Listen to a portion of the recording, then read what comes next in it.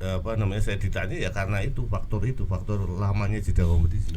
Iya sih kayaknya itu jadi permasalahan banyak klub ya, nggak cuma Persija kemarin kalah sama Padang juga. Terus beberapa tim besar lainnya kayaknya perlu menemukan sentuhan dan ritmenya lagi, karena Gastel juga bilang itu dia perlu pemainnya menemukan ritmenya kembali. Dan ya mungkin memang uji coba atau friendly game itu salah satu yang positif. Cuma kan intensitasnya terbeda dengan laga resmi walaupun tanpa penonton ya kemarin. Apa ya, lapangan itu tidak kelihatan rata, tapi sebenarnya nggak rata. Iya, betul. Dan rumputnya itu gampang tercerabut. Iya, itu. Dan rumput yang tercerabut ini mengganggu alur bola ya, mengalir gitu kan. Sehingga bola itu gerunjal nggak jelas itu kan. Iya. Beberapa kali pemain-pemain PSM itu kesulitan untuk mengontrol bola loh. Iya, setuju. Dan sehingga mereka agak sulit untuk memainkan bola-bola mendatar ini ya. Soal Anton sih belum dapat konfirmasi apakah dia cedera, tapi yang jelas Gastel tuh statementnya menarik sebelum pertandingan. Jadi pada saat press con sebelum pertandingan dia bilang Persijap sekarang memiliki pelatih baru. Ini jadi energi baru dan semangat baru untuk mereka dan ini harus diwaspadai. Dia sadar bahwa pelatih yang direkrut ini kan Divaldo Alves ini mantan pelatihnya PSBS Biak. Biak sendiri secara resmi memang belum ketemu PSIM di kompetisi, tapi kan sudah 2 kali uji coba. Dan Divaldo Alves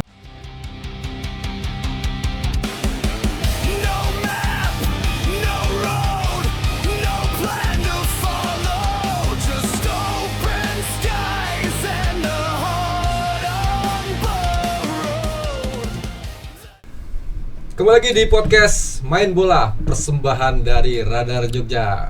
Sebelumnya segenap kru podcast Main Bola ya, kita Radar Jogja juga mengucapkan selamat hari Natal bagi yang merayakan. Ini kita syuting pas Natal ini. Ini sebenarnya Natal ini ya, selamat Natal ya. Oke, kita akan bahas soal PSIM yang di akhir pekan kemarin tanding melawan Persijap. Hasilnya ini sesuai dengan Pak Anantoni Seri. Tidak ada keuntungan menang gitu. Abiosop jadi pahlawan di menit-menit akhir, pemain yang jarang dipasang ya Mi, akhirnya jadi penentu. Ini seolah menggambarkan bahwa kepercayaan Van Gastel ya terhadap pemain-pemain yang tidak sering masuk starting line up. Oke, langsung aja Pak Ananto, hasilnya gimana Pak? Ya kemarin seperti kita prediksi ya Pak ya. Jadi setelah jeda turun kompetisi ini ritmenya pasti turun. Pasti turun. Dan itu problem utama dari PSIM sebenarnya. Ini kan kali ketiga kan. Kali ketiga kok PSIM ini main setelah jeda kompetisi yang agak lama gitu. Dan ini luar biasa lama. Dan kemarin saya pikir Van Gastel itu juga mengakui bahwa dia itu terpaksa harus menggelar 2 laga uji coba kan untuk menjaga ritme itu. Tapi ini juga belum menolong karena ternyata menaikkan ritme permainan dan menyampaikan intensitas permainan dengan sebelum jeda kompetisi ini sangat sulit. Sangat sulit karena ya seperti saya bilang kemarin, tim ini giginya dimulai dari 0 lagi. Kalau mau naik ke gigi 5 nggak mungkin bisa langsung ke gigi 5, harus 1, 2, 3 gitu. Nggak mungkin langsung jeglek 5 itu, nggak bisa. Dan saya pikir kemarin PSIM memulai pertandingan dengan sangat kesulitan. Mereka sangat kesulitan. Mereka sebenarnya kesulitan mereka itu ada pada diri mereka sendiri. Dari sisi permainan, Persijap itu tidak begitu istimewa ya, sangat tidak begitu. Memang ada perubahan. Perubahannya Persijap ini kelihatan sudah sangat siap mengantisipasi gaya main dari PSIM. Sehingga mereka menutup semua ruang gerak pemain atau ruang permainan yang ada di lini pertahanan mereka dengan cara menumpuk pemain di situ kan. Dan Persijap ini seperti menunggu PSIM untuk masuk karena karakter dari PSIM mereka pasti masuk gitu kan. Dan PSIM di awal-awal pertandingan itu berusaha untuk mendominasi, berusaha melakukan penetrasi, tapi terlihat jelas bahwa kondisi pemain ini nggak bisa dipaksakan untuk langsung top perform. Yang paling jelas kan pertama Vidal. Vidal saya mencatat 5 kali salah umpan. Salah umpan Vidal itu. Terus dan ini bukan Vidal yang kita lihat saat pertandingan biasanya gitu kan. Yang kedua Ratmasov juga underperform kemarin karena tidak mencapai level fitness dia gitu kan. Karena dia nggak bisa menyamai intensitas pertandingan yang diharapkan oleh tim gitu. Dan banyak juga beberapa pemain yang tampil outperform ya kemarin dan masuknya Teddy ini juga sedikit membuat lini pertahanan PSIM ini Teddy nggak main jelek tapi juga nggak main bagus sekali gitu. Dia kayak Teddy aja. Iya, pokoknya ya Teddy seperti itu dan gol pertama gol PSIM ini kan keterlambatan dari pemain-pemain belakang untuk menutup itu kan. Kesalahan dari Vidal karena dia salah passing dan posisinya itu ada di pertahanan mereka gitu kan dan kebiasaan dari pemain-pemain PSIM mereka itu telat untuk menutup saat pemain lawan ini membawa bola gitu. Nah, ini yang sebenarnya kemarin terlihat di situ. Nah, baru di pertandingan babak kedua ritme ini sudah mulai naik gitu kan. Sudah mulai naik dan saya melihat di sini malah kredit poin bagi 5 pemain pengganti dari PSIM. 5 pemain pengganti ini mereka tampil seperti yang diharapkan oleh Van Gastel. Awalnya itu kan kita teringat waktu waktu PSIM itu dijamu oleh Persita Tangerang. Ya, PSIM mendominasi saat itu. Kemudian kebobolan 1 gol karena kesalahan sendiri pemain belakangan waktu itu. Kemudian untuk meningkatkan intensitas, Van Gastel itu memaksimalkan pergantian pemain, tapi justru hasilnya malah hancur lebur kan. 4-0, 0-4. Nah, kemarin itu terjadi perbedaan yang sangat signifikan. Iqbal, Andi Irfan, Seva, Abioso, Korve ini memainkan gaya permainan yang benar-benar diharapkan oleh Van Gastel. Kemarin mungkin kita baru sekali ya nonton Iqbal main ya Mia. Iqbal iya kan? Iya. Kalau Seva kemudian siapa namanya Korve, Abioso ini sudah beberapa kali masuk meskipun tidak sering. Andi Irfan juga beberapa kali masuk ya, tapi juga tidak sering dan menit bermainnya itu masih dikit. Tapi kemarin mereka dikasih waktu mungkin sekitar hampir 20 menitan ya. Untuk langsung melakukan pergantian kan Van Gastel waktu itu. Bahkan Abioso masuk menit 45 babak pertama selesai kan. Ganti Anton Vase yang memang cedera.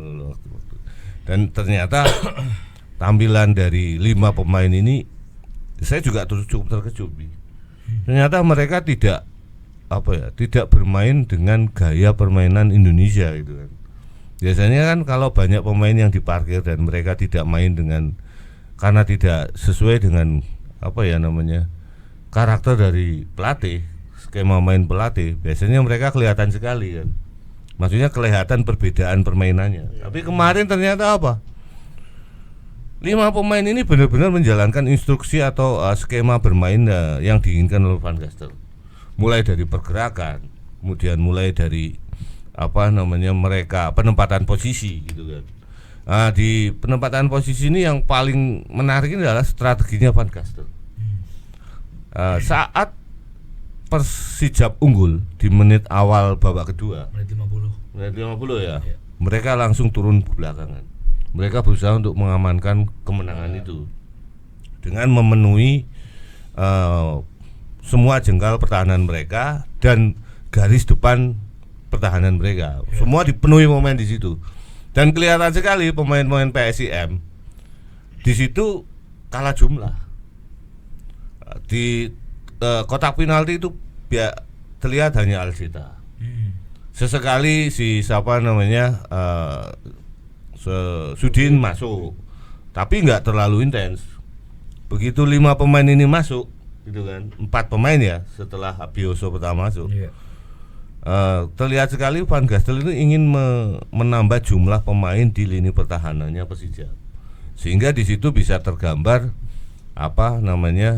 gaya main PSIM yang melakukan sentuhan bola dari kaki-kaki, umpan-umpan pendek yang jaraknya nggak terlalu jauh dari satu pemain dan lainnya, sehingga mereka bisa melakukan penetrasi langsung di dalam kotak penalti.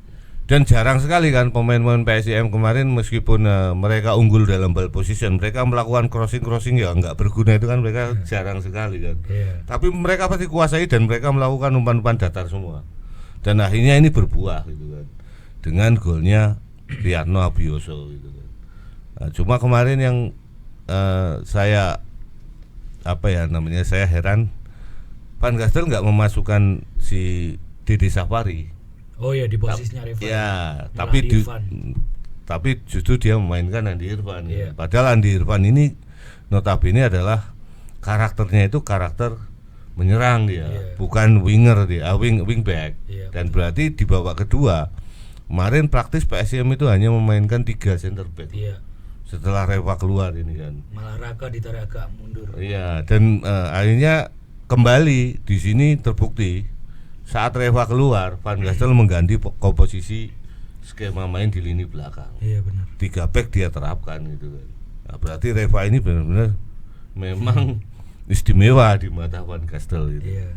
Mungkin itu, Pak. Ya. Oke, Mi. Mungkin ada update terbaru selain nanti komentar dari Van Gastel pasca pertandingan kemarin, serta update terbaru pemain-pemain siapa yang mungkin yang cedera, terutama Fase ya. Kalau Anton Fase sih nggak ada konfirmasi dia cedera ya. Memang kemarin agak underperform dan dia cuma main 1 babak. Tapi alasan kenapa dia diganti tuh aku nggak tahu, apakah murni karena underperform atau cedera. Terus sempat kita bahas di podcast sebelumnya kan soal kemungkinan Yusaku tidak tampil kan, dan ternyata benar kemarin dia tidak diturunkan. Aku revisi dikit soal tapi ini. Ada di DSP kan? Ada di cadangan. Ada. Cadangan juga ada. Waktu pemanasan itu juga ada. Ada betul. Di uji coba terakhir lawan Garuda Yaksa kan aku bilang yang ditandemkan dengan Franco Ramos adalah Andi Setio. Itu salah ternyata aku. Yang ditandemkan adalah Rendra Teddy, dan kemarin memang ternyata yang dimainkan juga Rendra Teddy 90 menit full. Yusaku memang ya sekali lagi Achilles tendonnya masih bermasalah. Ternyata memang Gaston nggak mau bertaruh atau nggak mau gambling untuk memainkan karena khawatirnya cederanya malah makin parah atau makin berkepanjangan, jadi diparkir dulu. Dan ya Rendra Teddy kemarin ya oke lah, bisa menutup beberapa momen atau lubang ketika Franco lewat maju. Interceptnya Teddy juga aku nyatet beberapa kali lumayan bagus, clearance-nya juga oke. Terus soal Anton sih belum dapat konfirmasi apakah dia cedera, tapi yang jelas Gastel tuh statementnya menarik sebelum pertandingan. Jadi pada saat press con sebelum pertandingan dia bilang Persijap sekarang memiliki pelatih baru, ini jadi energi baru dan semangat baru untuk mereka dan ini harus diwaspadai. Dia sadar bahwa pelatih yang direkrut ini kan Divaldo Alves ini mantan pelatihnya PSBS Biak. Biak sendiri secara resmi memang belum ketemu PSIM di kompetisi, tapi kan sudah 2 kali uji coba. Dan Divaldo Alves waktu itu masih di Biak pada saat 2 kali laga uji coba. Kayaknya bener Divaldo sudah tahu kontra strateginya menghadapi PSIM, karena kemarin Gastel setelah pertandingan juga bilang ya selain karena mungkin perlu menemukan ritme lagi setelah jeda panjang, tapi statementnya dia adalah saya tidak cukup puas dengan penampilan anak asuh atau pemain saya. Mereka menunjukkan sesuatu yang harusnya bisa lebih baik dari ini. Saya justru mengapresiasi penampilan para pemain pengganti. Dia bilang kayak gitu. Dia ngasih kredit ya itu untuk pemain pengganti yang menit bermainnya mungkin belum banyak, kayak Seva itu secara kalkulatif dia sebenarnya udah main 13 atau 14 pertandingan, tapi menit mainnya baru sekitar 300-an lah. Jadi kalau diakumulasi itu kan sebenarnya masih dikit banget. Abioso juga, Abi itu aku nyatet dia baru 5 kali main termasuk yang lawan Persijap, tapi menit bermainnya juga masih sangat dikit. Memang rotasinya JP kita sempat bahas ya Pak, katanya Gastel tuh mungkin butuhnya cuma 15 atau 16 pemain. Ya sebenarnya itu aja, karena ada beberapa pemain yang bahkan belum debut sama sekali itu masih ada. Dan kalaupun beberapa pemain ini main, biasanya dipasang justru pas PSIM ketinggalan. jarang sekali JW melakukan pergantian yang sebanyak kemarin sampai 5 pergantian ketika PSM unggul atau lagi mendominasi. Nah, nggak tahu apakah ini pure karena strateginya dia total football yang kayak kalah 1, kalah 2, kalah 3, kalah 4 nggak ada bedanya, tetap aja kalah, dan gamblingnya sama kayak lawan Persita.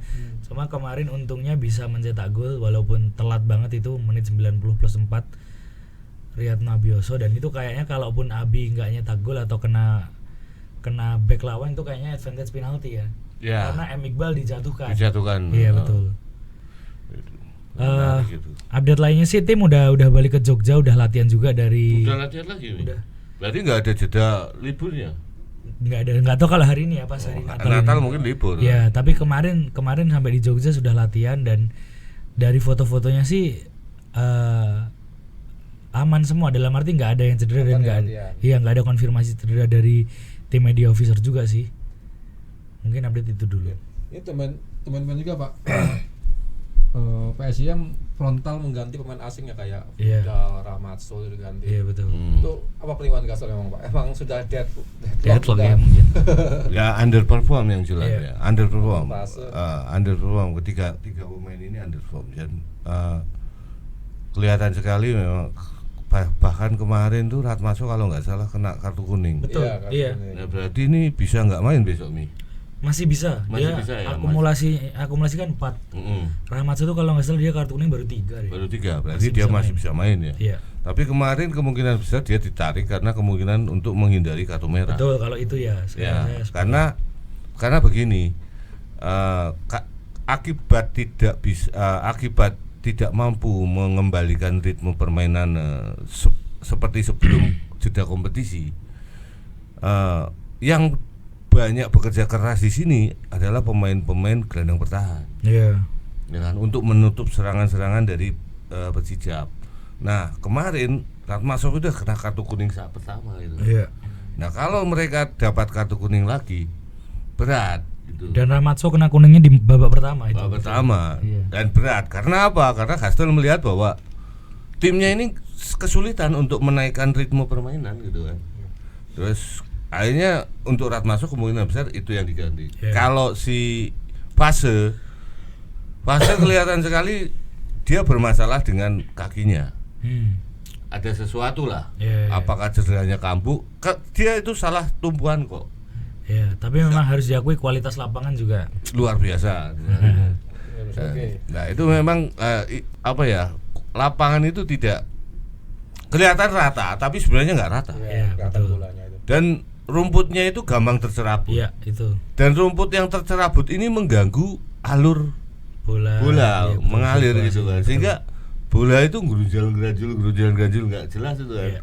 Beberapa kali pemain-pemain PSM itu kesulitan untuk mengontrol bola loh. Iya, setuju. Dan sehingga mereka agak sulit untuk memainkan bola-bola mendatar ini ya. Yang sebenarnya ini yang menjadi andalan mereka kan. Terus kalau Vidal kenapa diganti udah jelas itu. Iya. Karena dia underperform sekali. Jadi passingnya banyak yang miss. Ini ya itu Mi, karena liburnya ini terlalu panjang. Lebih dari 3 minggu. Tapi masuknya 5 pemain ini membuat permainan PSM ini bisa kembali hidup ya. Dan mungkin selama ini pemain-pemain ini jarang dimainkan karena gaya mainnya mereka itu belum sesuai dengan harapan yang Gastel gitu kan. Tapi dengan kemarin kemungkinan besar Gastel nanti tidak akan lagi hanya mengandalkan 15 atau 11 pemain yang ada di starting line up nih. Iya, bisa. Nah, ini saya juga justru menarik ini. Kemarin kombinasi antara Andi Irfan dengan Riyadno Abioso di kiri gitu kan. Iya. Kombinasi mereka itu jauh lebih bagus dibanding kombinasinya Anton sama siapa? Reva kan. Iya. Ini malah mungkin jadi sebuah inspirasi sendiri lah bagi Gastel, karena dua pemain ini luas sekali. Bergeraknya, cara mereka membuka ruang, kemudian ditambah lagi M Iqbal. Iqbal itu seperti sudah lama memainkan gaya yang diinginkan oleh Van Gastel gitu. Ya kan? Dan dia nyetel itu di situ. Nggak ada sama sekali apa ya? Kalau pemain baru masuk itu nervous dan sebagainya nggak ada sama sekali loh. Dan Iqbal dibanding sebelum-sebelumnya ya, kalau dia sebelumnya kan kalau nggak salah Semen Padang kalau nggak salah. Semen Padang kalau dan sebelumnya lagi di Persebaya kalau nggak salah itu. Badannya ini sudah semakin berisi di PSIM. Kalau musim-musim sebelumnya ini agak sedikit kurang berisi ya. Sehingga dia agak kesulitan kalau menghadapi back atau gelandang-gelandang yang punya tubuh yang besar gitu. Tapi kemarin pergerakannya sangat enak gitu kan, mengalir, bola juga sangat mengalir, dan 5 pemain pengganti ini nggak terpancing untuk melakukan crossing bola lambung yang nggak jelas gitu kan. Iya betul. Meskipun gol pertama itu, gol balasan itu berasal dari bola lambung kan. Iya, dari Raka awalnya. Tapi itu umpan lambung yang terukur. Iya. Itu kan kena Aljeta kan. Kemudian sama Aljeta di flick. Iya. Muncullah si Iqbal di situ. Dan Iqbal ini cerdik, dia tidak melakukan cutback yang dengan kekuatan penuh, tapi terukur aja. Iya, gitu. betul, dia cuma dorong gitu aja. Nah, kipernya sudah terpancing. Iya, sebenarnya kipernya Persijap kemarin itu underperform sekali. Beberapa kali tangkapannya itu nggak lengkap.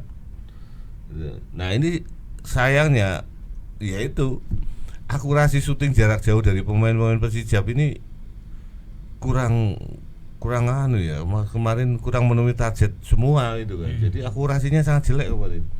Ya akhirnya Persijap ini PSM ini harus membutuhkan sampai injury time untuk bisa menjebol gawang dari PSM Persijap. Cuma gini, yang menarik saat melakukan penetrasi menghadapi Persijap, PSM ini benar-benar menutup semua ruang Persijap untuk mencoba melakukan serangan balik. Nggak ada satupun serangan balik yang bisa membahayakan. Iya, kepotong di tengah terus. Padahal kan lawan Persita itu kan gol berikutnya itu kan karena serangan balik. Iya. Lawan Borneo itu apalagi kelihatan sekali kan. Tapi mereka itu kelihatannya sudah belajar untuk menutup ini semua. Ya kalau kemarin banyak hal yang bisa kita ambil pengalaman lah dari pertandingan kemarin kan. Karena Van Gastel ini hanya menemukan lah pemain-pemain yang mungkin nanti cocok. Makanya kan waktu salah satu tim dari Championship dari Liga Grup A ya, Grup Barat. Ini akan ngambil Riyadno Abioso. Sama dia ditolak. Kalau sama manajemen dipersilahkan. Silahkan pelatih keputusannya bagaimana. Ternyata Van Gastel mengatakan bahwa dia masih butuh Riyadno Abioso, meskipun dia tim ini ingin meminjam dia, tidak mentransfer dia tapi meminjam dia, tapi sama Gastel ditolak karena dia butuh Riyadno Abioso gitu. Jadi kemungkinan besar pemain-pemain yang dibawa kemarin itu, dan meskipun diturunkan atau tidak itu dipertahankan. Nggak mungkin satupun yang dilepas. Nah justru pemain-pemain yang nggak dibawa, itu kecuali Doni ya, itu pasti kemungkinan besar akan dilepas. Gitu. Termasuk idolanya Fahmi. Bukan. Rafinya kemudian sudah pasti dilepas. Kemarin juga nggak dibawa juga dia. Sama sekali nggak dibawa juga. Tapi sepertinya juga PSIM itu sebenarnya diuntungkan juga dengan kondisi lapangan yang ya kurang sip lah. Jadi seolah-olah tuh kalau penyerang Persijap itu mau melakukan counter attack itu kayak liar mau jadi mantul-mantul ya bolanya. Kemarin aku juga mengerti Persijap kan dapat 2 gol sebenarnya, tapi offside. Itu sebenarnya aku ngerasa offside trapnya PSM tuh nggak bagus-bagus banget kok itu.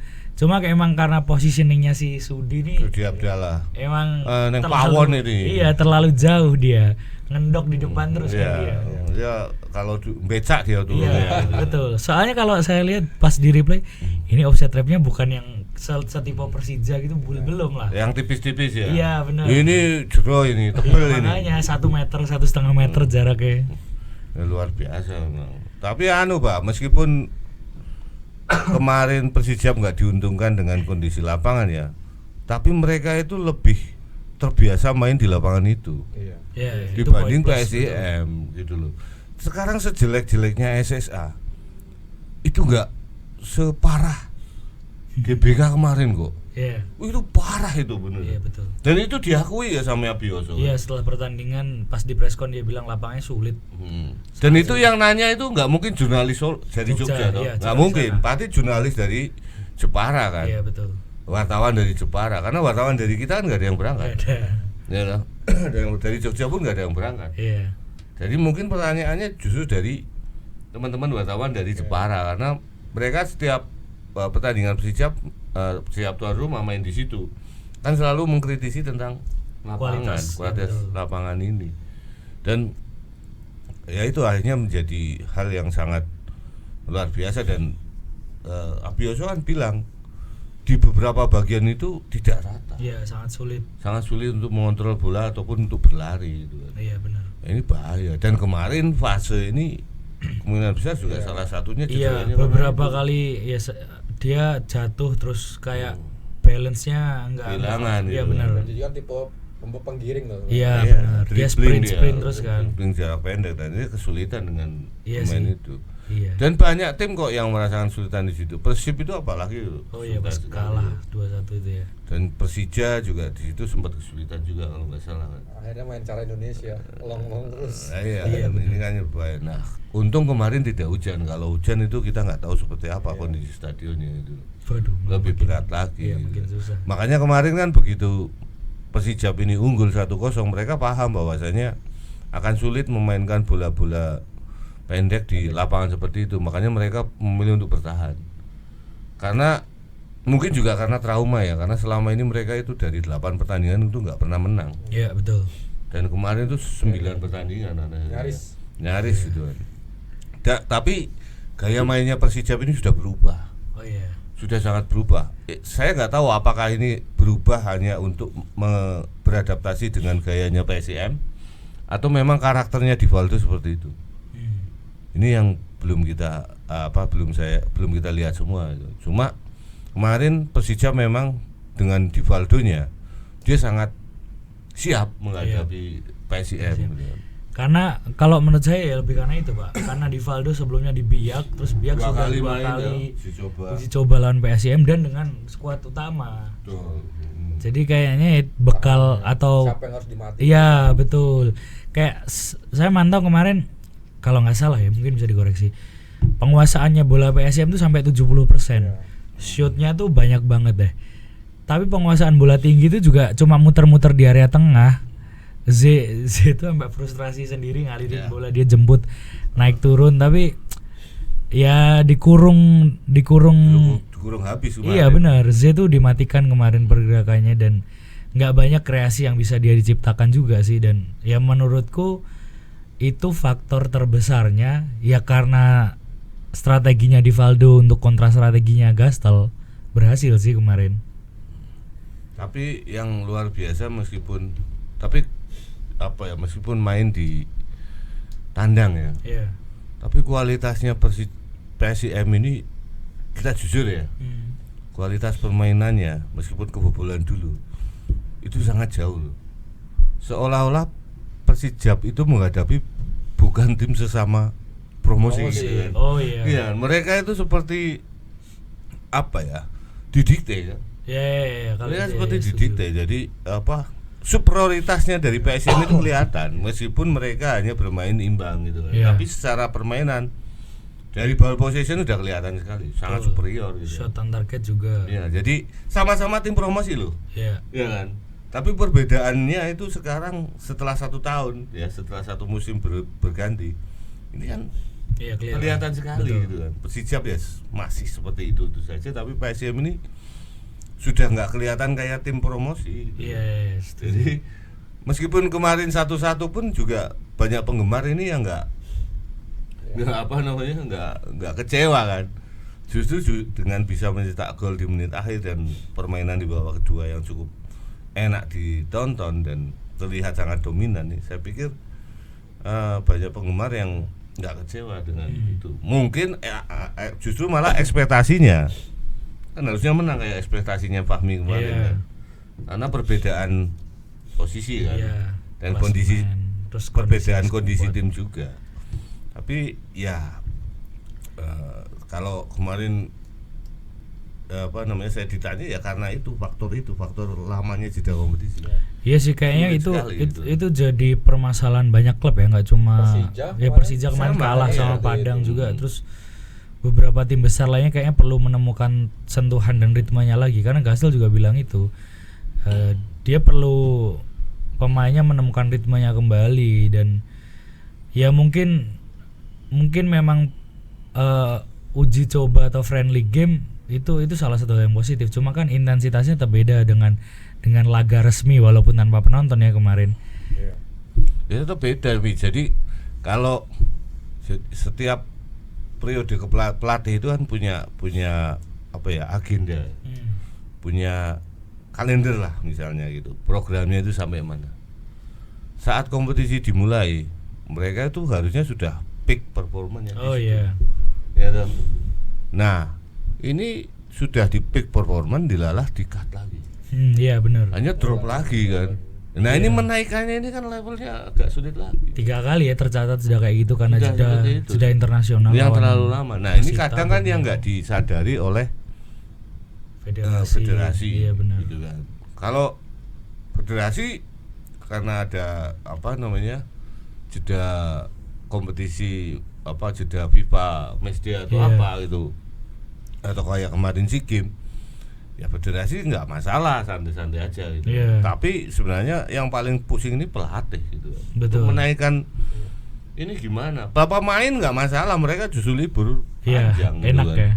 Enak pemain, tapi kan pelatih ini untuk menaikkan lagi kan susah lagi. Nah, inilah yang makanya Van Gassel itu kan memutuskan untuk mencari uji coba. Iya, dia selalu bikin uji coba pada saat break internasional atau Tapi FIFA. uji coba ini kan ritmenya tetap berbeda. Tekanan motivasi tandingnya juga beda sih. Dan lebih hati-hati. Iya, kemarin parahnya lagi, Van Gassel tuh nggak pernah loh ngomong pertandingan tanpa penonton. Baru kemarin ya. Iya. Ya kan, mengkritisi itu bahwa ini akan merugikan timnya. Iya. Karena apa? Dukungan penonton, meskipun itu main di kandang lawan, tekanan penonton ini justru akan memicu, membantu menaikkan level fitness para pemain, atmosfer dan energinya. Iya betul. Iya. Karena ini pertama kali tanpa penonton sejauh ini dari sampai pekan 15. Iya, dan sudah jeda kompetisinya lama. Iya. Main tanpa penonton. Iya betul. Iya. Harus diakui mainnya PSM lebih bagus pas kalah dari Persija. Pas kalah dari Persija doang tuh mainnya lebih bagus meskipun kalah iya, gitu kan. daripada kemarin tuh. Ya karena banyak faktor teknis non teknis ya, dari penontonnya nggak ada, kualitas lapangannya kayak gitu. Tapi di catatan saya tuh praktis kan setelah babak kedua itu hanya 4 pemain asing ya dan 7 pemain lokal kan Di itu PSIM? Iya. Setelah pergantian iya dong. Iya. Ramos, Eljeta, Z 4. Kurve. Korpim 4. Oh iya benar. Tapi dengan 7 pemain lokal bisa menerapkan gayanya Oh iya benar Van sih. Gassel loh. Iya. Nggak main cara Indonesia mungkin yang selama Iya. kita lihat. Iya. Ya kata Parno tadi benar, berarti kan benar-benar bisa diserap itu Iya, betul. pola latihan dari Van Gassel. Ya berarti PSIM ini pemain-pemain PSIM itu butuh 14 kali pertandingan.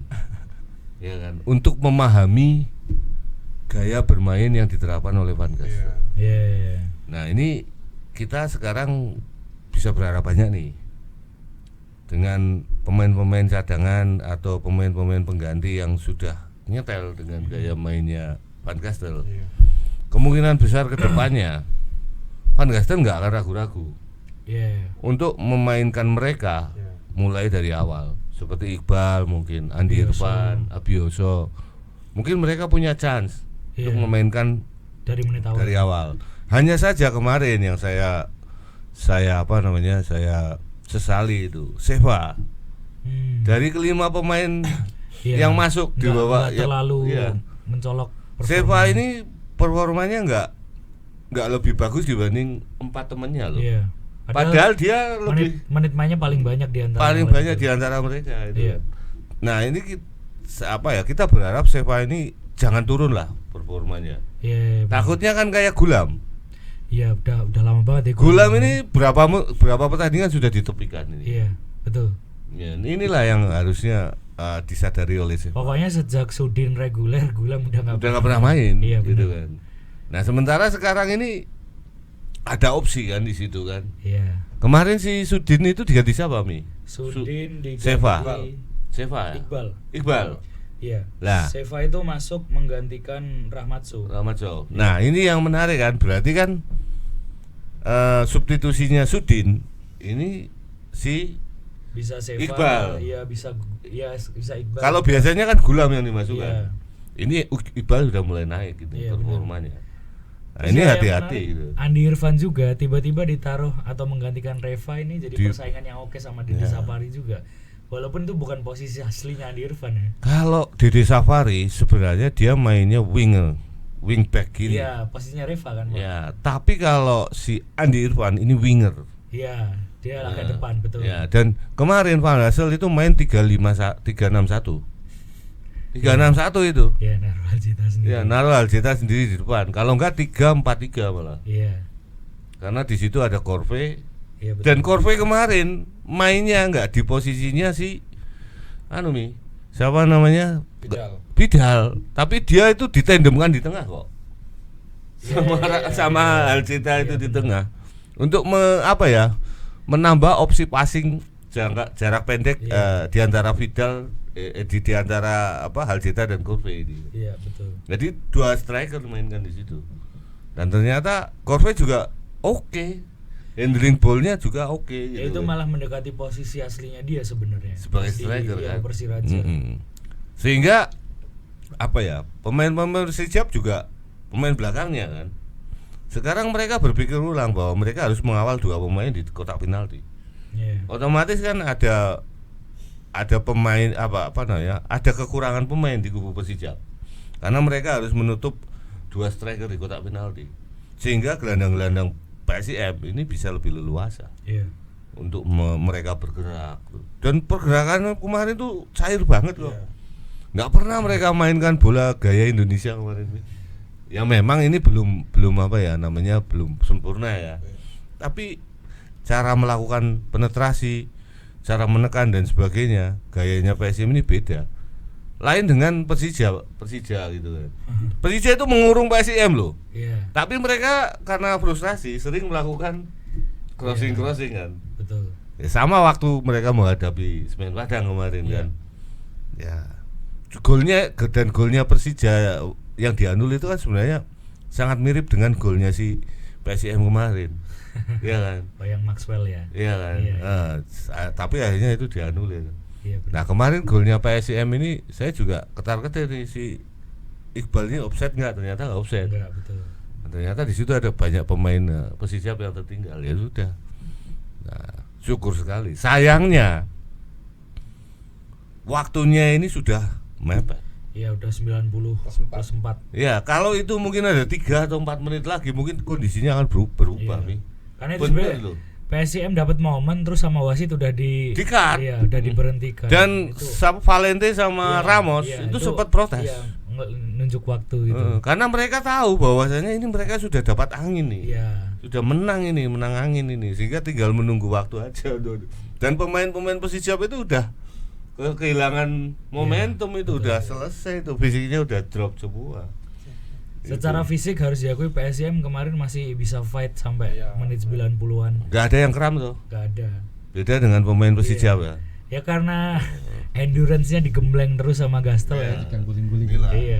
yang Sisi menggembirakan positifnya kita, ya, betul. Gak ada yang megangi kaki. Iya, nggak ada. dan gak ada yang sengaja ngulur waktu karena kram atau apa gitu. Nah, beda dengan Persijap kemarin. Iya. Wahyu Diamisi berapa kali harus kram. Betul. Ya, toh. Terus ya Azikri dan beberapa pemain lain ya, betul. Pemain asingnya juga gitu. Oh iya, benar. Nah, kelihatan beda gitu. Ya, pelatih berkualitas akan menghasilkan tim yang berkualitas. Oke, kita tinggalkan dulu ya nih ulasan Persijap melawan PSM. Sekarang kita masuk ke PSIM kontra PSBS Biak. Biak. yang akan diselenggarakan di Stadion Sultan Agung Senin tanggal 29 ya. Ada perubahan Ya, jadwal. awalnya kan malam ya, Selasa malam. 30 malam ya. 30 Berarti malam. ini diajukan sehari ya, Mi? Juga. Iya. Nah, yang saya mau tanyakan kepada Pak Ami, kenapa ini Mi kok kan sudah ada lampu Mi? Betul. Lampu udah ada, udah siap main malam juga, tapi alasan atau rasionalisasi kenapa dimajukan satu hari dan menjadi sore hari adalah kalau dari statementnya Panpel, panitia pelaksana, itu berkaitan dengan Kamtibmas, keamanan ketertiban masyarakat. Izin dari kepolisian itu tidak diberikan untuk malam hari dan direkomendasikan agar diajukan.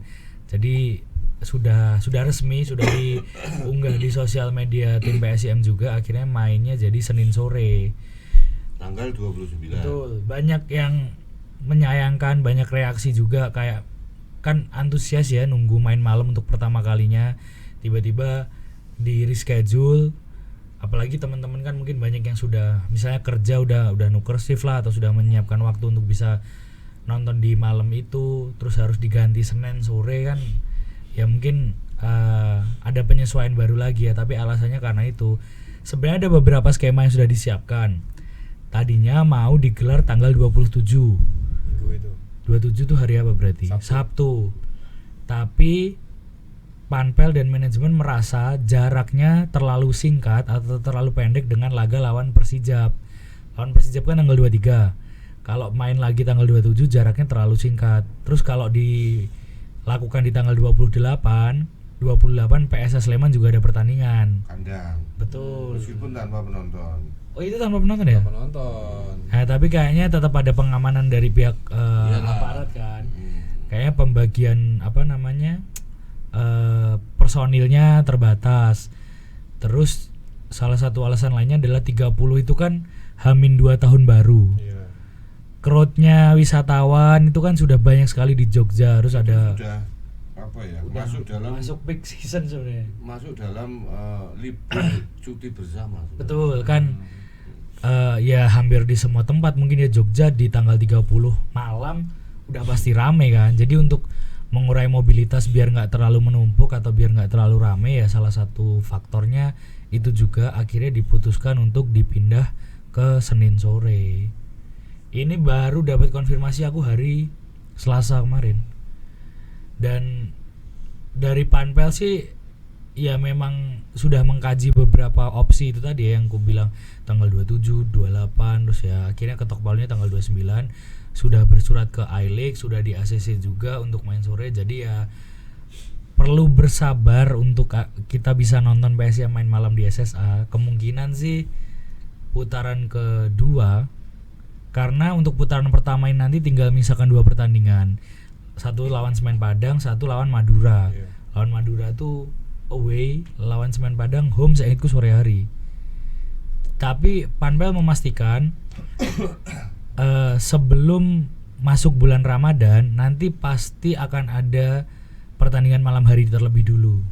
Jadi untuk uji coba kan, apakah memang lampunya sudah siap, dari broadcastingnya sudah aman, semua aspek lah pokoknya. Kalau nggak diuji cobakan untuk main malam hari kan nggak tahu. Tapi belum bisa bulan ini intinya. Update-nya mungkin itu dulu. Oke Pak, PSBS Bijak sendiri tidak dalam performa yang cukup bagus ya, terakhir kalah 0-3 3-0 dari Bali ya. Apakah ini artinya akan dengan mudah nih PSIM bisa, tapi lagi-lagi ini kan masih setelah libur kendala PSIM seperti tadi. Lawan Persija. Apakah sudah sesuai dengan performanya, sudah ritmenya sudah oke lagi nih PSIM, Pak? Kalau menurut saya besok Ya. itu sudah on the track lagi. Udah on the track lah. Intensitas pertandingan away menghadapi Persijap kemarin ini mengembalikan ritme bermain dan fitness level dari pemain-pemain PSIM. Itu saja. Jadi pertandingan menghadapi Biak itu seperti pertandingan menghadapi Bayangkara. Oh iya. Sama persis itu kan. Betul. Sebelum dengan Bayangkara kan PSIM menghadapi Lupa deh antara Persi Kediri atau Away, Persis Solo yang berakhir dengan imbang 1-1. 2-2. Iya, betul. Nah, kondisinya itu hampir sama. Iya. Ya kan, saat menghadapi Persis Solo ini juga mereka kan setelah jeda kompetisi cukup lama. Iya. Nah, ini yang akhirnya kemudian lawan Bayangkara itu sebenarnya secara tim itu jauh lebih materi pemainnya jauh lebih kuat dibanding Persis Solo, ya kan. Dan besok menghadapi Biak, sebenarnya kualitas permainan Biak pemainnya ya, itu sebenarnya lebih bagus dibanding Persijap, terutama pemain asingnya. Hanya saja sama dengan Persijap, kedua tim ini sedang menghadapi kondisi internal non teknis yang nggak mudah gitu kan. Kalau di Persijap ini kan karena ada mosi tidak percaya kan. Iya, dari supporternya dari sendiri. supporter kepada manajemen tim, terutama kepada pelatih ya. Sehingga pelatih ini kehilangan kendali di ruang ganti ya. Nah sementara di Biak ini lebih complicated, sehingga akhirnya Divaldo Alves ini kan kemudian memutuskan untuk mengundurkan diri atau bagaimana dan mengakhiri kerjasama lah ya. Ya akhirnya dia juga memilih berlabuh ke Persijap Jepara. Dan sampai sekarang juga secara definitif pelatih PSBS Biak ini sudah dipastikan belum, kita juga belum mengetahui ya. Cuma kemarin ada yang menarik saat menghadapi Bali ini, temannya kita ini Pak Kaudi kok nongol di situ gitu kan. Memberi instruksi dan memberikan instruksi gitu kan. Apakah beliau? Apakah ini terlibat betul atau tidak ya, sampai sekarang sayangnya kita semua di sini belum bisa mendapatkan konfirmasi dari Pak Kaudi gitu kan. Ya, memang dari Pak Kaudi ini memang agak sulit dihubungi kalau sedang incas di tim gitu kan. Karena sibuk sekali gitu kan. Nah kita belum tahu apakah kemarin cuma mampir gitu aja, tapi kan nggak mungkin kalau bisa sampai di bench ya. Ya pasti juga sudah terdaftar di situ kan. Iya benar. Apakah itu Pak Kahudi atau bukan kan kita juga, tapi nggak mungkin kan itu bukan Pak Kahudi kan. Iya itu mukanya kelihatan sekali kok. Iya saya nonton lah. Trainingnya yo gaya mainnya kayak ngono. Cara ngomongnya melakunya yo ketok. Sedangkan pelatihnya kan yang di DSP itu Agus Sugeng ya. Agus Sugeng. Dan secara face tuh beda banget tau Kahudi. Bagusan Kahudi loh, bukan dengan Kahudi. Tapi kemarin saya itu kaget, makanya saya bilang sama teman-teman, "Oh, pelatihnya PSBS Kahudi" gitu. Tapi kita cek lagi kok belum ada. Belum ada, betul. Ya kan, ya siapa tahu nih teman-teman yang memang dekat dengan Pak Kahudi bisa tahu itu. Dan kalau Kahudi ini berbahaya gitu. Karena dia ini ya nggak mau kalah dia dari dia boleh kalah dari tim apapun, yang penting bukan dari PSIS. Filosofinya ngeri sekali. Filosofinya seperti itu. Dan ini sudah terbukti di musim lalu saat dia pegang Persijap. Persijap nggak menang di sini, nggak bisa tampil menyerang, tapi kan dia PSM nggak bisa ngegol gitu. 0-0 ya kalau nggak salah. 0-0. Iya, betul. Padahal saat itu PSM ini lagi peak performance ya. Itu masih di eranya Seto. Oh iya. Masih yang pegang Seto sama asistennya Erwan gitu kan. Nah, besok ini kalau memang nanti yang pegang Pak Kahudi, ya Kahudi sangat tahu betul karakternya PSIM ya. Tapi PSIM yang dulu, PSIM yang sekarang ini kan juga beda. Tapi kan pernah menghadapi pada saat launching tim. Iya, kalah pun nggak banyak itu. Kalah cuma 1-0. PSIS ya. Iya, kalah cuma 1-0. Ini yang menariknya. Ini kan memang agak ini kryptonite-nya PSIM, jangan-jangan anak ini gitu. Antitesisnya ya dia ini. Tapi ya semoga kemarin kita cuma salah lihat aja ya. Tapi saya juga lihat sih. Nah iya. Iya saya juga. Dan lihat kita nggak apa namanya, nggak pangling toh dengan apa ya, dengan gambarannya Kahudi kan ya koyo ngono. Iya, aku nonton stream beda banget mukanya. Iya. Dan dia memberikan instruksi. Iya betul. Tapi setelah babak kedua hilang, nggak kelihatan kan? Kan itu cuma babak pertama. Iya betul. Nah, setelah babak kedua dia jarang disorot kamera gitu. Iya, karena kekalahannya itu cukup telak. Iya 3-0. Dan kemarin apa ya, komposisi permainan, komposisi pemain yang diturunkan PSBS saat menghadapi Bali United dengan saat menghadapi Persijap Jepara itu berbeda. Ada banyak pemain yang nggak diturunkan, gitu kan. Saya lupa namanya pemain asingnya itu, beberapa nggak dimainkan. Iya. Tapi saat lawan Persijap semuanya dimainkan. Sebenarnya kualitas pemain asingnya itu cukup bagus. Persijap, termasuk kiper siapa Kadu. Walaupun kemarin kalah 3-0 lawan Bali itu dia save beberapa kali save-nya ya. Bahkan jadi man of the match juga. Ya ini lucu ya. Iya, kalah tapi jadi man of the match. Iya, dan ini mungkin jadi apa ya, harus diwaspadai dari tim PSIM ya, karena dia tipe kiper yang ball playing goalkeeper juga, berani potong bola di awal dan tinggi juga posturnya, salah satu yang tertinggi di Indonesia untuk saat ini. Ini jadi ya luar biasa. Ya waspadai juga ya harusnya. Ya cuma besok ya itu tim ini memang sedang bermasalah. Setuju ya. Dan masalahnya itu nggak mudah kan. Iya benar. Masalahnya ya masalah tentang gaji dan finansial ini kan agak repot juga gitu kan. Tapi saya herannya juga sampai saat ini mereka masih bisa bermain. Iya. Ya kita nggak tahu internal mereka tuh seperti apa. Iya, padahal nggak ada income dari penonton. Iya. Datang dari langit gitu ya. Dan saya pikir pemain-pemain PSIM dengan pemain PSBS Biak itu mereka sudah sering ketemu. Betul, karena latihannya satu tempat di tempat dan mereka sudah saling mengenal. Betul. Dan karena home base-nya di Jogja. Iya, dan mereka tidak hanya karena 2 kali berhadapan sehingga hafal, tapi memang secara sehari-hari mereka itu sering bersimpangan. Iya, betul. Ya kan? Baik di mesnya, baik di apartemennya, mungkin bisa jadi betul. Latihannya maksudnya ganti-gantian gitu. Enggak, terlepas dari uji coba 2 kali, YIS itu ada 3 lapangan. Mereka tuh latihannya sering bareng. Waktunya sering bareng. Gitu. Pasti kan yang ngintip-ngintip bisa. Betul.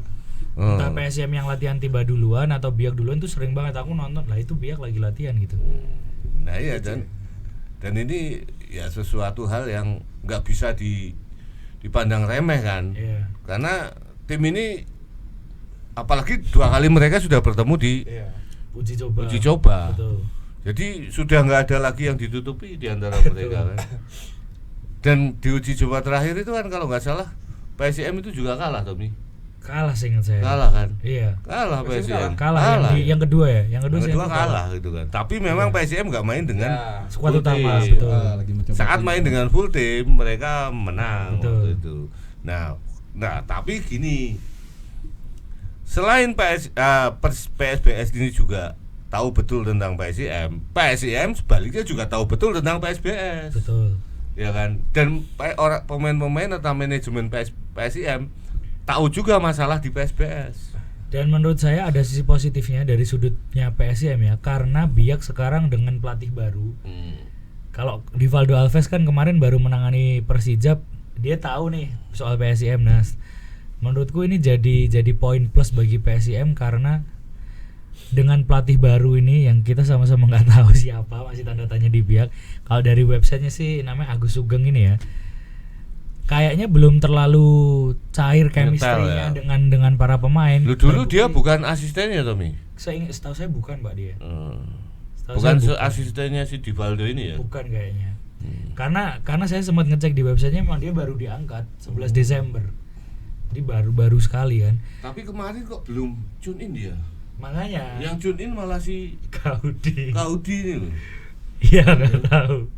Ya tapi itu maksudnya dengan datangnya pelatih baru ini kayaknya masih butuh waktu untuk bisa ya tune in, menemukan chemistry-nya lagi. Dan kayaknya Gastel punya apa ya punya beban moral tersendiri setelah imbang lawan Jepara. Ya mau nggak mau harus menang apapun caranya di Sultan Agung besok. Walaupun di satu sisi Biak juga termotivasi ya untuk bisa dapat poin karena mungkin bebannya lebih tinggi PSIM. Dan Biak malah mungkin bisa nothing tulus main lepas saja karena yang nggak terbebani untuk harus menang, tapi malah itu yang menjadi bahaya kayak pas lawan Persija Jakarta, walaupun akhirnya kalah tapi mainnya lumayan oke waktu itu. Dan dia menang juga lawan Semen Padang loh. Iya betul. Dan dibandingkan dengan Semen Padang, kondisi finansialnya Biak itu jomplang loh. Bumi dan langit. Semen Padang itu begitu menang langsung bonus. Iya, setuju. Dan tambahan terus bonusnya. Lah PSBS Biak lah kok bonus.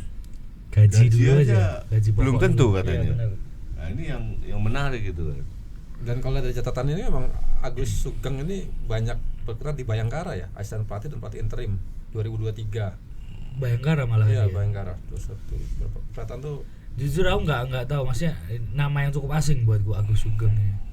Tapi kemarin ya waktu menghadapi Bali United dengan pertandingan sebelumnya sebelum dipegang oleh Agus Sugeng, permainan Biak ini jauh lebih bagus.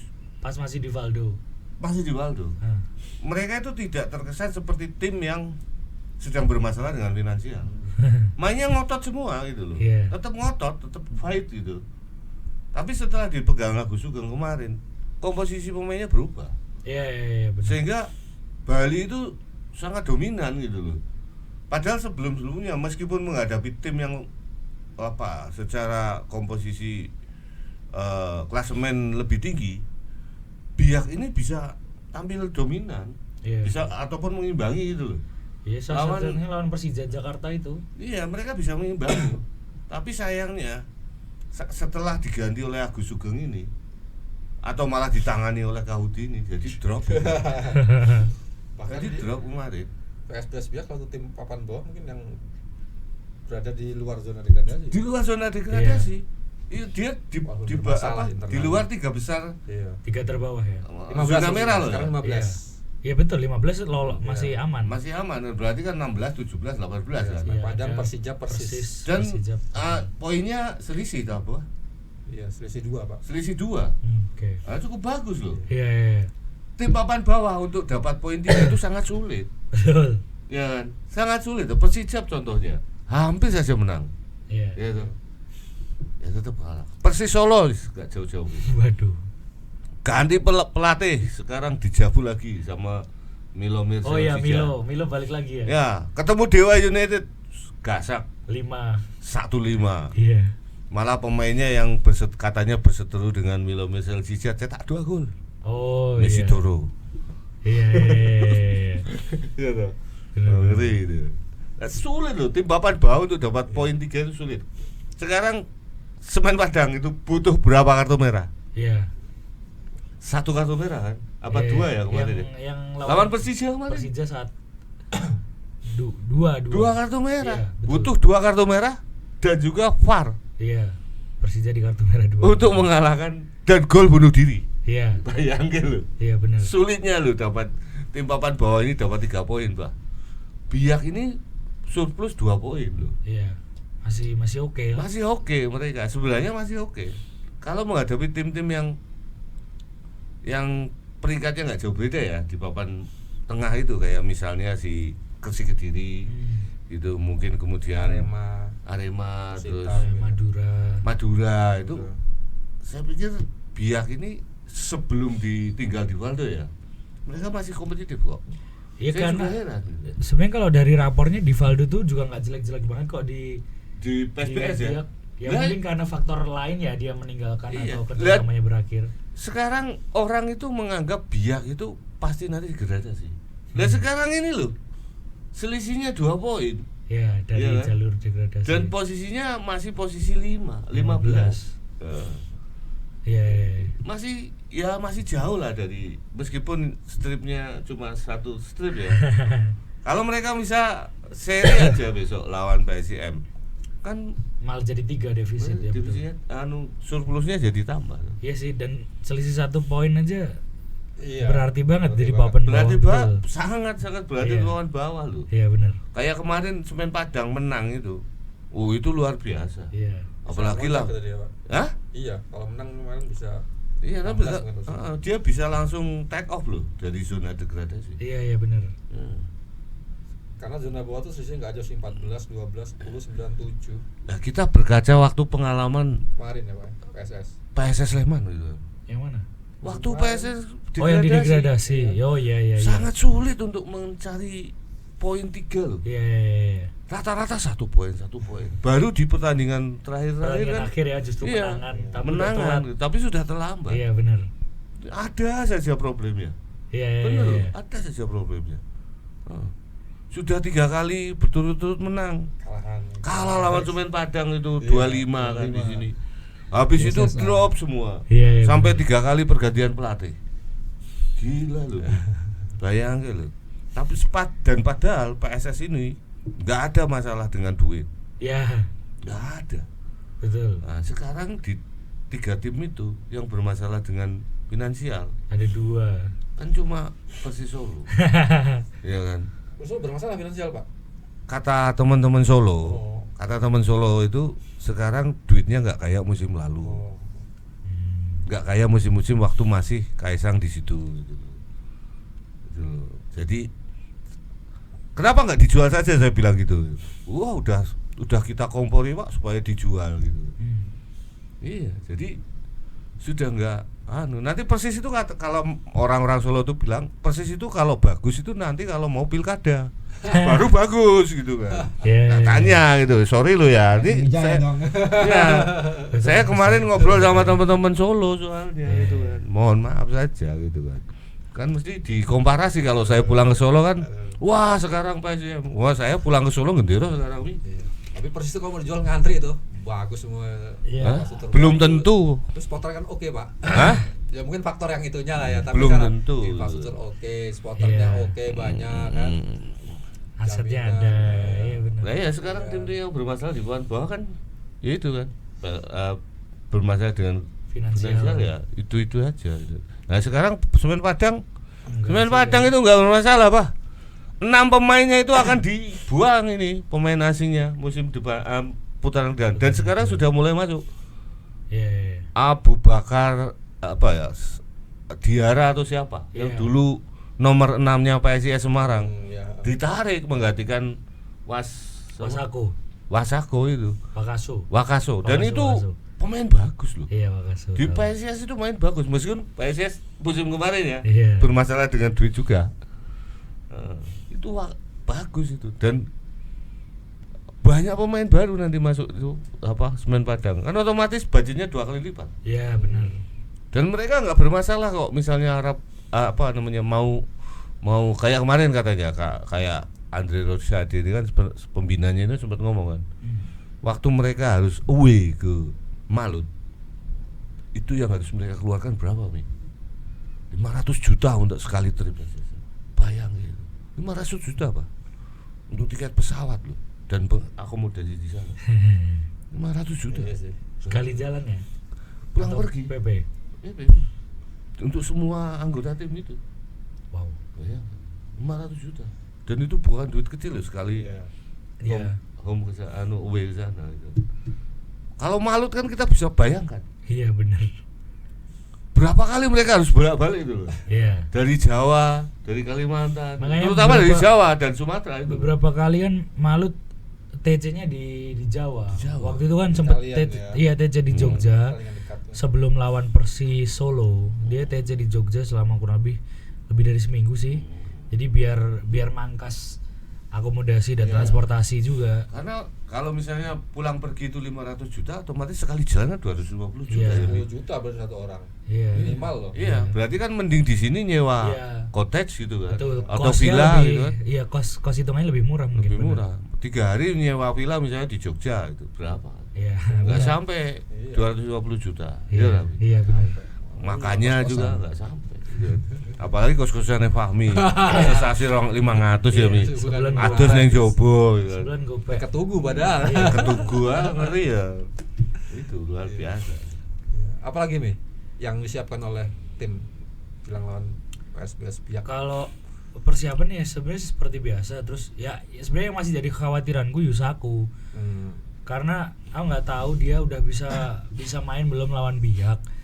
Kalaupun belum ya kita kan kemarin sempat menduga-duga substitusinya kan Andi Setio. Tapi kalau kemarin yang dipasang adalah Rendra Teddy, besar kemungkinan kalau Yusaku masih belum bisa main ya nanti Rendra Teddy lagi sih. Selain itu sih ya soal Anton Fasa nanti coba konfirmasi apakah memang ada masalah, tapi sejauh ini memang belum ada sesi latihan terbuka. Kayaknya hari ini day off karena Christmas kan. Aku sih sempat tanya Gastel selama Natal dan Tahun Baru nanti akan meliburkan tim apa enggak gitu. Dia bilang sih nggak ada libur panjang maksudnya. Jadi seperti biasanya aja. Latihan 6 hari, latihan seminggu, habis itu break sehari. Masih kayak gitu. Nah, kayaknya ini dikasih libur hari ini ya karena khusus Christmas kan. Biar pemain ya sama keluarga dulu baik mereka yang merayakan atau enggak. Terus habis itu latihan lagi. Tahun Baru juga kayaknya mereka ini mungkin ya, tapi aku belum konfirmasi lebih lanjut. Libur cuma mungkin pas malam pergantian tahun karena tanggal 4 Januari udah main lagi. Jadi jarak antar pertandingannya pendek banget dari tanggal 23 main, 29 main, tanggal 4 Januari udah main lagi, nggak sampai seminggu breaknya.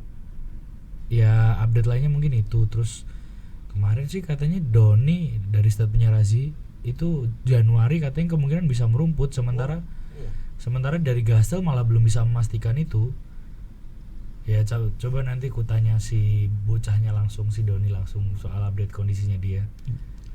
Kalau Biak nanti apakah PSIM ini akan menurunkan, mempercaya pemain yang jarang main untuk jadi starter, apa tetap pakai ini lama nih, Squad kemarin squad gitu. lama? Mayoritas Itu aja. skuad lama, Pak. Kecuali ya Belum berani nih masang yang Abioso, Iqbal. belum Kalau berani. dari awal berat ya. Belum berani. Kelihatan karena ini kan memburu kemenangan ya. Betul. Memburu kemenangan di pertandingan Kandang terakhir dan tahun ini. substitusi pemain-pemain itu kan tidak ada satupun yang bermasalah kecuali Betul. fase. Iya, Bisa saja nanti Abioso jadi starter, fasenya out, menarik. ya kan. Tapi yang jelas di sini nanti meskipun kemarin Vidal itu main jelek, tetap Pasti dia main lagi, yakin kalau itu. Ratmasov meskipun diganti tetap dia main lagi. Iya. Aljeta juga sama gitu kan. Enggak ada gantinya. Ya. Mungkin antar fase korpre. Bisa jadi Korpe Bisa. dimainkan lagi dari awal gitu kan. bisa. Kalau fase ini kelihatan sekali dia cedera gitu, bermasalah dengan tumpuan kakinya saat dia mendarat kemarin. Karena wingernya PSIM tuh nggak ada yang gayanya kayak Anton memang kan, yang dia berani bawa bola nusuk sprint, Shooting kayak gitu. Dan memang gaya main kayak gitu rawan cedera memang dengan lapangan di Indonesia yang kualitasnya masih satu dengan lainnya tuh beda gitu loh.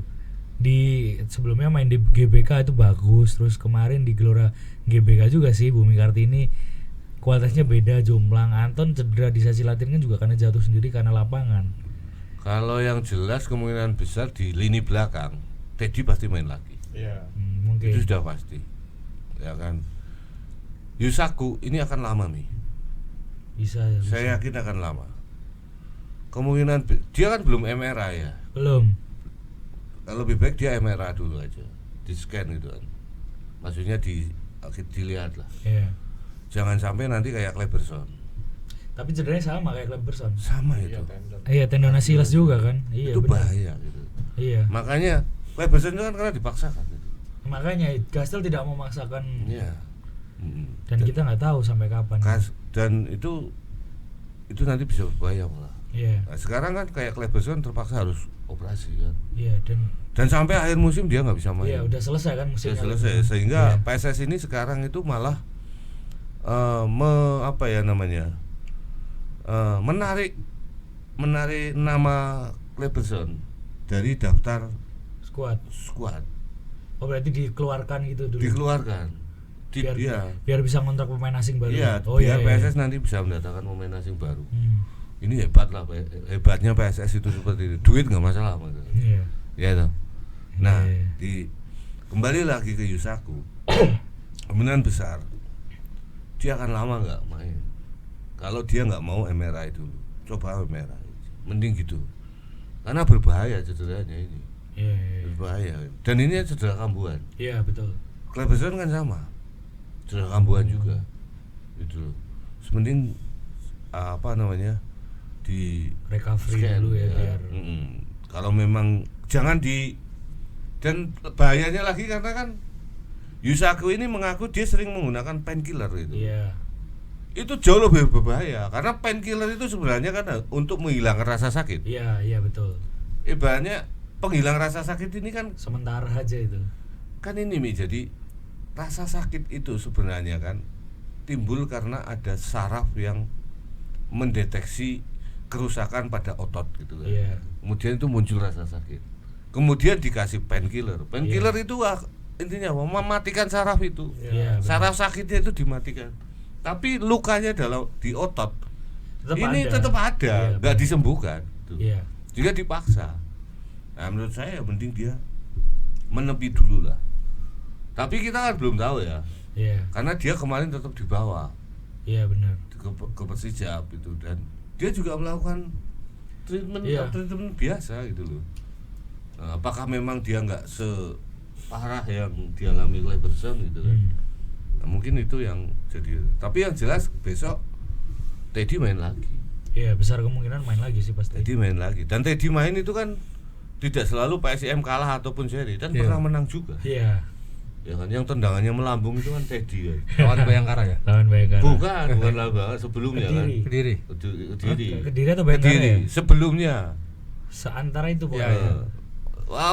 Lawan siapa? Bayangkara malah yang main Yusaku kok. Oh iya. Oh, berarti lawan Kediri kayaknya. Iya, yang itu dominan sekali Iya, kok. iya, yang Itu bolanya kan. hilang entah kemana. Yang bolanya nggak tahu kemana itu loh. Kediri itu.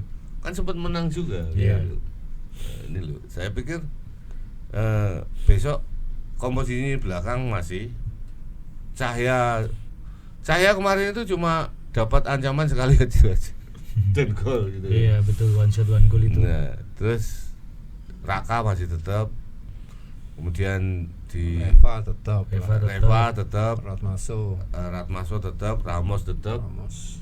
Tengah nggak ada perubahan, duet Vidal Ratmaso sama Valente. Iya, Sudin. Kemungkinan besar juga masih masuk. Wing kiri paling yang berubah. Wing kiri berubah, Corve nanti masuk. Iya. Ya kan, kemudian di kanan nanti Vidal, tetap Vidal itu, Alzeta. depan Alzeta, Alzeta. udah. Ya kemungkinan besar ada pergantian ini. Abioso pun meskipun mereka dia cetak gol kemarin ya, belum tentu dia Main dari awal. dimainkan dari awal, belum tentu. Ya dia bisa bagus, siapa tahu jadi super sub aja dulu. Justru malah nanti Sudin ini bisa digantikan sama si Iqbal. Cuma Iqbal ini nggak seagresif Sudin. Iya, dia bukan tipe pemain yang duel Ya. tabrak tubruk sana sini, betul. Si Iqbal itu karakternya itu lebih ke Valente dan Vidal. Iya. Tuh.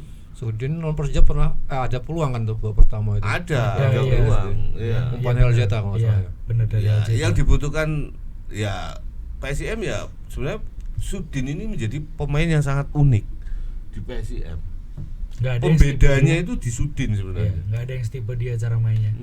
Jadi kelihatan meskipun dia itu gerudak-geruduk gitu kan, pras ono rene gitu kan. Iya. Tapi sebenarnya dia yang dibutuhkan untuk itu gitu, untuk skemanya Van Gastel ini sih. Iya. Itu Pak mungkin. Oke, ini udah 2 jam lebih kayaknya. Iya. Oke, prediksi Bi. Kemarin aku nebak 2-0, ternyata ini ya. Ya lawan Biak 1-0 aja. Menang PSIM. Mana toh? Kalau saya di atas kertas seri Lagi. Apa nih alasan seri? Hah? Apa alasan seri? Kalau sebenarnya alasan mistis kalau saya ngomong seri. Kalau saya prediksi menang, PSIM itu kalah. Oh. Itu aja. Jadi di atas kertas seri, tapi di bawah sadar, Semoga menang. Semoga menang. Menang lebih bagus lah. Menang lah 1-0. Ya, kita aja. buka tebak skor lagi. Yang kemarin kayak nggak ada yang benar. Belum ada yang benar, nanti kita cek lagi ya. Ya, nanti kita cek lagi. Iya. Oke, udah dulu. Oke. Oke, udah dulu ya hari ini kita nih syuting pas Natalan, jadi kami akan segenap karyawan di Radar Jogja mengucapkan selamat Natal ya bagi teman-teman yang merayakan, dan terus pantengin podcast Main Bola, dan jangan lupa ikuti kita punya ini Facebooknya Main Bola. Teman-teman yang punya Facebook, yang aktif di Facebook, silakan follow kami untuk mendapatkan informasi terupdate yang langsung di edit nih sama Pak Nanto nih dan teman-teman kita wartawan di lapangan. Jadi pantengin terus podcast Main Bola dan Facebook Main Bola. Oke, sampai jumpa di podcast selanjutnya. Assalamualaikum warahmatullahi wabarakatuh. Waalaikumsalam warahmatullahi wabarakatuh. I stepped outside, no shoes, no